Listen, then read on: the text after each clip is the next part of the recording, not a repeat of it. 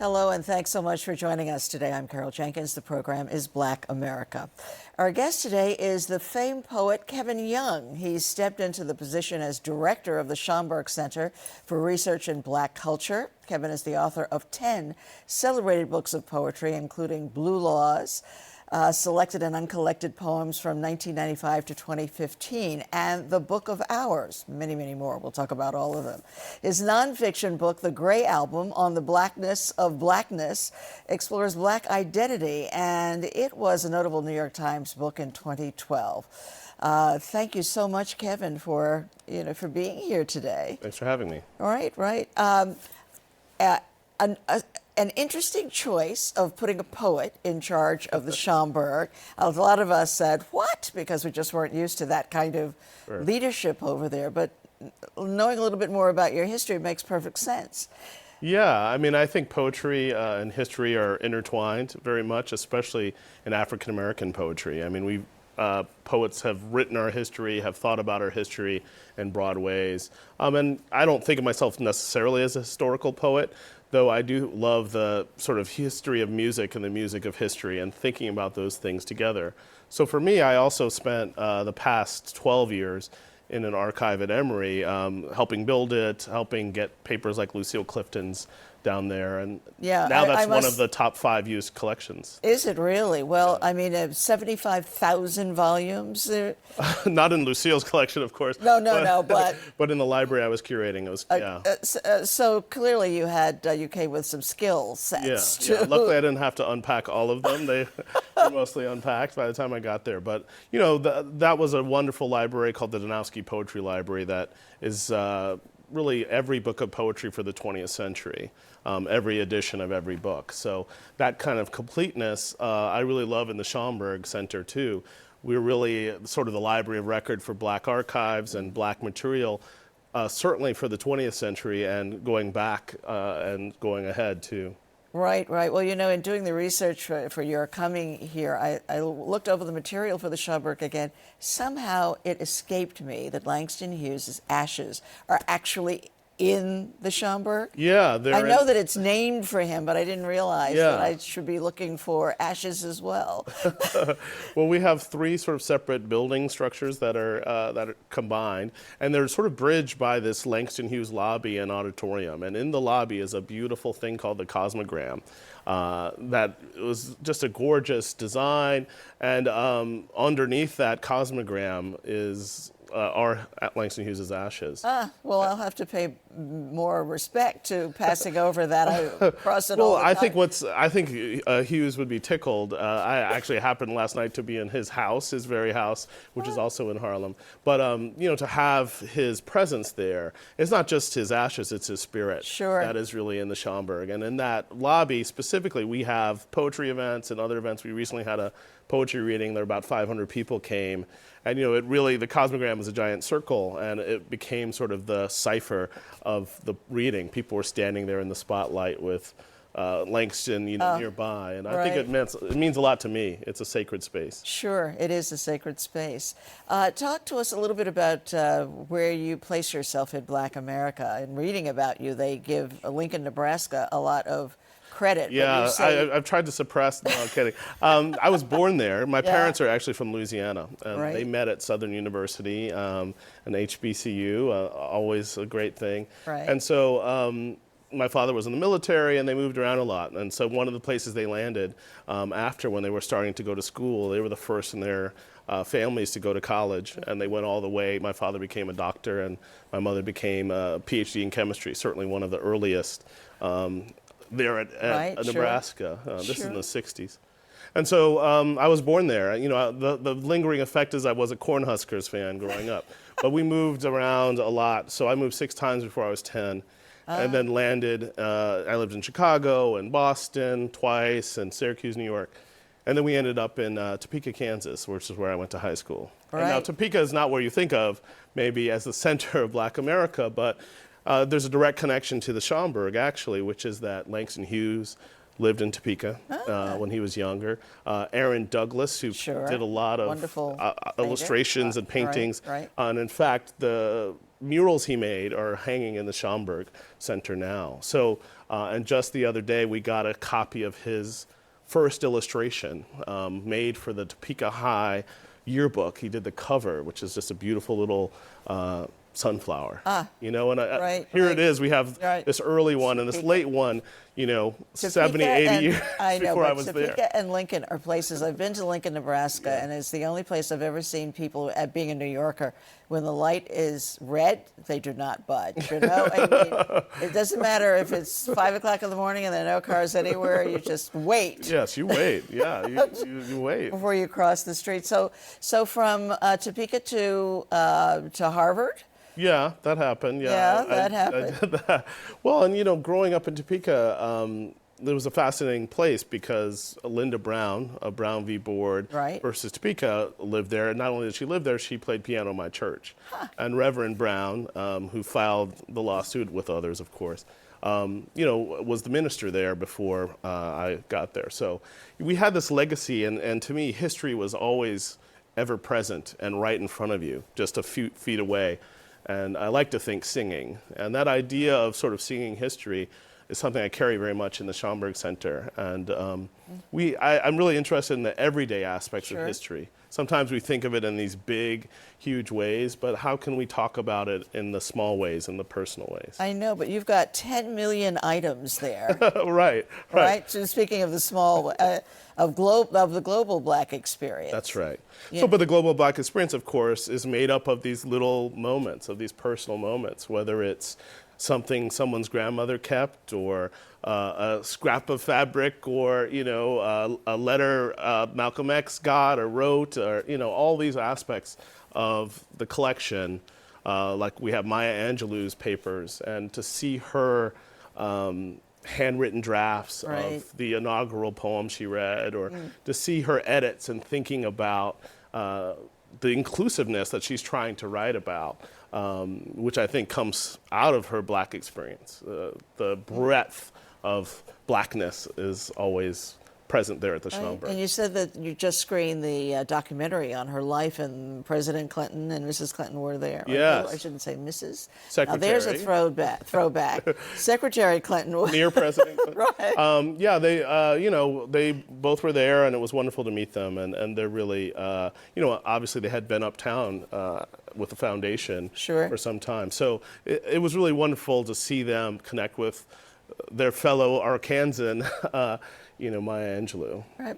So how do you relate to the new museum in Washington, D.C. now? Because you talk about things that have been donated. Is it a competition now between you and the National Museum of History and Culture in Washington and the Schomburg? Yes, exactly. I'm not sure we're competing with them. I think of us as complementary. You know, we have been doing it 92 years, so we've been there a long time. But also, we're an archive as well as a cultural center. And so I love that the Schomburg is called a center. You know, I love that so many archives are small little places that people feel like they can't be welcome. And welcome is very much part of our energy, and certainly of my ethos. You know, we need people to see, we have this material sort of in the public trust. We want people to come and visit and view and even touch. You know, we're not a museum in that way. So it's a little bit different. It's about interacting with the materials, learning in a very different way, I think. And we have archives. Oh, I know. I've used them. You know, they're fantastic. My daughter and I did a book called Black Titan, and the Schomburg, the people there, the researchers, were just phenomenally helpful. You know, just like to hear that. It's a great place. So you've got like 10,000 people coming through your doors on a monthly basis. Yeah. That's about right. I think we had 12,000 in January alone. No, sorry, we had 22,000. I just got the number.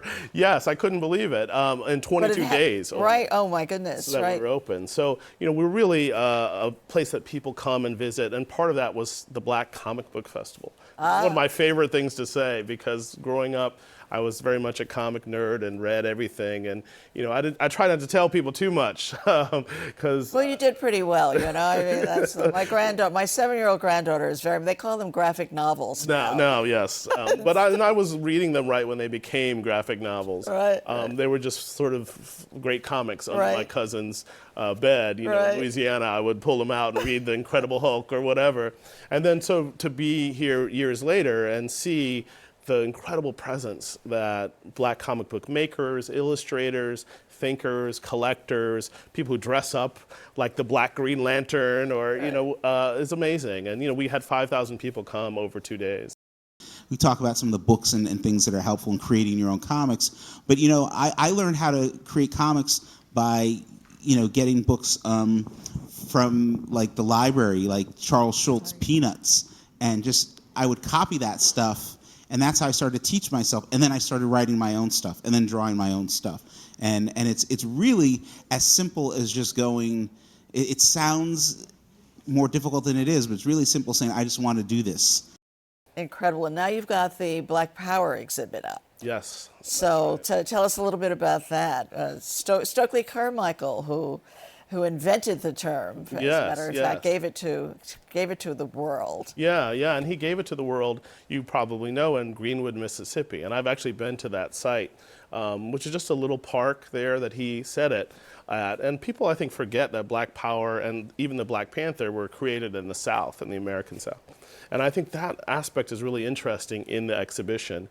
And it's traveling Black Power and the Black Panther symbol to the West Coast, internationally. One of my favorite images is of the Aboriginal Panthers, you know, in Australia. Yeah, and there here we have a picture of Sonia Sanchez and Queen Mother Moore, who is Harlem, the mother of Harlem, actually. Yeah, you know, and you see her Jesse Jackson button or this pin. is great. And Sister Sonia, who is a tremendous poet and thinker and you know, activist. And I think the show shows you that, the way that poetry was a central part of Black Power and the Black arts movement, being just, you know, some people say, and the exhibition talks about this, it was really an artistic movement with some other things attached to it. Right. So certainly its international qualities and its youth movement qualities are ones that we were exploring uptown. Right. So how did a little black boy from Topeka become engaged in the world of poetry? Did we miss that point? I want to know what that. How to get from. I mean, for me, I took a class in the summer, you know, and it was a little spark where the teacher would ask us to write things. We wrote poems. I used to write little stories all the time. And writing a poem was a new thing for me. And it was back in the day where you had to, you know, he had to have it typed up and then mimeoed, you know, which smelled so good, right? I long every day when I get up and face my computer, I said, oh, to have a typewriter. Exactly. That'd be wonderful. The purple ink, you know, so it would come off the press, hot off the press, and there was my poem. My first poem I wrote was there without my name on it. You know, he would just pass them back anonymously. And that, I think, was even the key. If my name had been on it, I'd walked it around and say, oh, you know, look at me. Instead, it was like this secret thrill. And so poetry became that for me, this kind of secret thrill that I just started reading and reading and writing and writing. And then by the time I got to college, I really started writing about my family in Louisiana. And I learned that poetry wasn't these sort of, you know, airy things, but was really about the dirt and the mud and the earth. And for me to write about, you know, my grandparents in southern and northern Louisiana who were farmers and, you know, lived like many folks did in the South, was a way to kind of think aloud and talk about this history and capture it before it kind of disappeared in many ways, because a lot of that is gone. Some of those traditions, the foods we ate and loved, you know, not everyone loves chitlins the way that, you know, I grew up eating. And so it was rare occasions, but, you know, it was always a special treat. And so that kind of connection to the earth and the land is how I started writing. And then I ended up writing a book about the late painter Jean-Michel Basquiat. And blues poems, and really started thinking about the breadth of blackness. Right, and at Harvard you had something of a mentor in Seamus Heaney, is that right? Yeah, he was great. He, of course, won the Nobel Prize a few years later, the great Irish poet. And he, I'm sure you helped him a great deal. no, not at all. But he was really a terrific force because he, in a way, grew up like my grandparents and parents had.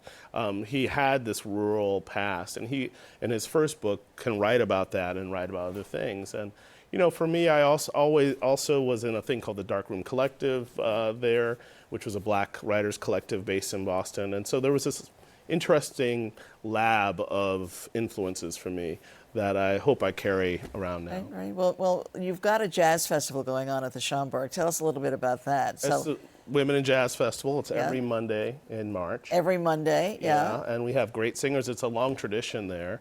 And I hope people come through. We this year have a panel too to talk about these things. And this season is in honor of Ella Fitzgerald, who performed in the Schomburg. So it's wonderful to honor her legacy uptown. Right. So now, after getting back to your work, we've got this great mix of the Schomburg and Kevin's work and life and whatever. So fascinating. You, after writing all of these poetry books of poetry, and being celebrated and getting all kinds of honors and fellowships and all of that, then you write a book published in 2012. Yeah. The Gray Album, which this nonfiction that becomes a huge hit. Talk to us about that transition and the impact of it. Well, I've been writing it a long time. You know, I've been thinking about what I call the blackness of blackness. You know, I was trying to talk about the way that African American culture was at the center and definitive toward American culture, and that our presence here, you know, is really central. And so to talk about that too, I also tried to talk about what I call storying, because when I was a kid growing up, if you were in Louisiana, you couldn't say to someone, much less a grown person, you lie. You know, like you could say you story, right? To your cousin or whatever. Right. And so I started thinking about that as a kind of improvisation. What's that mean, that improvisational quality of Black culture? And I started thinking about the stories we tell, but also the way that Louis Armstrong solo can tell a story, you know, even if it's wordless. And trying to track that tradition of us talking to each other, speaking low as in the spirituals, but also the codes of hip hop and modern life. So I really try to trace this influence of Black culture across American history and time from slavery to the present. Right. Well, this is one of your reviews there. Equal parts blues, shout, church sermon, interpretive dance, TED Talk, Lit Crit Manifesto, and mixtape. The poet Kevin Young's first nonfiction book, The Gray Album on the Blackness of Blackness, is an ambitious blast of fact and feeling, a nervy piece of performance art. That's a pretty good. That was Dwight Garner who wrote that in the Times about your work. Yeah, that's nice. Yeah, I mean, I really wanted to be. It's a broad book, you know. It really. I don't know if I'd write another one. So there's a lot in there. But I was really trying to talk about, say, Langston Hughes's legacy, you know, and what he inspires in me, and a poet like Bob Kaufman, who's a somewhat obscure figure, but an important Black beat poet, who really is a tremendous figure. And he used to, get picked up on vagrant charges and beat up, and like he's still writing from jail and trying to think about his life. And he happens to be from New Orleans, so I always felt a connection to him. And the interesting thing about the book too is that you talk about the shadow.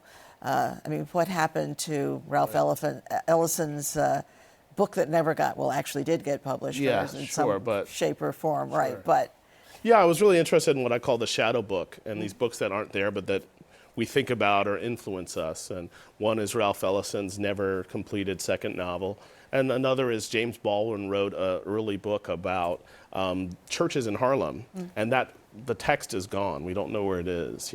Hopefully it'll turn up. I think that's always the thing about a shadow book, is you hope you're going to find it in an attic. Yeah, I have a young friend who's finally publishing another found James Baldwin book too. It's taken him 20 years to get permission to do it, but he's got it. Well, I Am Not Your Negro. I'm sorry. Yeah. I Am Not Your Negro. The documentary Right. is based on very much a shadow book, a book he didn't finish, but that, real about Martin, Malcolm, and Medgar Evers. I mean, don't we wish we had that whole book? I tell you, know? how powerful was that? Yeah, it's a great film. That- And we screened it at the Schomburg sold out house. I know you did. Right. Yeah, that was that was my favorite for the whole Oscar season. Although, Well, Moonlight won in the end. It took a while. It took about 10 minutes. But as I call it, the best ending ever of an awards show. Someone said the finale of Black History Month is tremendous. I know. Someone tweeted That's precisely what it was. We're going to have the honor of having you read something from Blue Laws for us. If you could honor us, that would be great. Absolutely. I tell them I've been carrying this book around with me. It is so big, you'll see. It's not small. So there's a number of odes and blues in a book I wrote called Dear Darkness, and they very much are about Louisiana and about the place where my family's from. And I started writing the odes after my father died, and there were ways of connecting to his life, but also say to the food we used to eat together, and we didn't. I missed. Right. So I missed him, and it was a way of talking about that. Great. So I'll read this one. It's Ode to Catfish. Old man, despite your beard and bald head, you still ain't old enough to be dead. You swim back, slipping through my hands into the dark, and I wake. Even in dreams, you are dead. Your fresh, certain smell. Cornbread batter frying in the pan. Morning still fills my face, and I am glad. No matter the pain it takes to hold you, your barbs and beard, you sustain me, and I wander, humming your 100 names. Brother, bullhead, paperskin, slick. Remember the day, po' boy, you fried up catfish with grits for breakfast, your mother and sisters surrounding us, and you declared it perfect. Sweet Jesus, you were right. Fish hooks in my heart, my plate full of bones I'm scared to swallow. Wow. Wow, that is just beautiful. Thank you. Just wonderful. Well, and I was trying to write about that form and that feeling that happens when you eat a great meal, and I remember vividly being in Louisiana, him saying that, man, this was perfect. It was. Food in Louisiana often is. But, how do we get back to that, and how does memory combine with food? And, that's part of our culture. That's part of us thinking together. And one of the things I want to think about at Schomburg together is race and food and memory. And we had a great event the other day where Adrian Miller, who's just written a book about the black cooks in the White House, came and talked about that. And that's part of our collective memory, but also this specific memory that talks about America and thinks about it through this interesting lens of food. So that's, in a small way, what I was trying to do in my poem. Right. Well, I think you succeeded. In terms of the strategic plan, I mean, when you came to the Schomburg, Yes. did you come with a plan? I'm sure that's how you got the job. Yeah, I mean, I have some ideas, Yeah. some thoughts. I mean, very much one of the things I want, my sort of first 3 goals are access, access, access. I really want us to have people be able to find what we have, to discover it either online or in person. For someone... Yeah, how are you doing with the digitizing everything? Because that's the... Well, digitizing is there's digitization and there's digitization. Right. You can't physically digitize everything, both because of copyright and labor and time, But I do think we've digitized about 100 volumes of our recently acquired Lapidus collection, which is transatlantic slavery. Right. And that stuff gets a lot of use already. That's older Right. material that people want to discover. I want them to be able to discover it in Australia or in Alabama, wherever they are. But I also think access is about making people come through those doors, screening for the community, I Am Not Your Negro, and providing exhibitions that are relevant for folks' lives. we're in an interesting time. We have Black Lives Matter. There's been a whole, which, as you know, started online. Right. Precisely. How do we archive that? And some of my team have already done an important Archiving Ferguson project. So we're now thinking about, well, how do we do that in the digital age? And for me, if the Schomburg, or when the Schomburg becomes the digital space for African American culture, that'll be an exciting moment. So that's part of my thought moving forward. Right, right. Well, we always ask our guests towards the end of the program to finish the statement, the power, the strength of Black America lies in. How do you think about that? I think in creativity, in our breadth, in our depth, in the way that we are face situations with our own flair and culture and tremendous faith and tremendous innovation. I see these faces behind me and around the studio, and I think of that. I think of Maya Angelou's many forms. She danced, she sang, she poemed. She was a great cook by all accounts. Right. And, that is all part of survival and triumph. And your next personal work, you're working on another book. You have a book that's coming out in the fall. Yeah. I do. I have a book coming out in November called Bunk. And it's very much about hoaxes and liars. And if the Gray album was sort of the good side of lying, of storying, this is the bad side. So this is really about the ways that truth, we're in this kind of post-factual era. There's fake news now being thrown as an epithet. Yes, it's not necessarily true, but it's, right. But I sort of trace it back from the 19th century and P.T. Barnum, who had all these hoaxes. And his first hoax was a black woman who he said was George Washington's nursemaid, which would have made her 161. And people believed it, and came and saw her in big crowds. And then she died, and he exploited that. And so everything. So there's a long history, and your book is being published in exactly the right time. Right? Yeah, apparently it became relevant. I worked on it for about 5 years, so okay. Relevant. Well, Kevin Young, thank you so much for being here today. And great luck at the Schomburg. It's on 135th and Lenox Avenue. Yep. So spent many, many wonderful hours there, downstairs, asking for books and getting them. Come back soon. I will. I definitely will. And good luck with the Schomburg. Thank you. And all of your personal work. Thank you so much out there, too, for sharing this half hour with us. We will see you the next time. I'm Carol Jenkins. The program is Black America.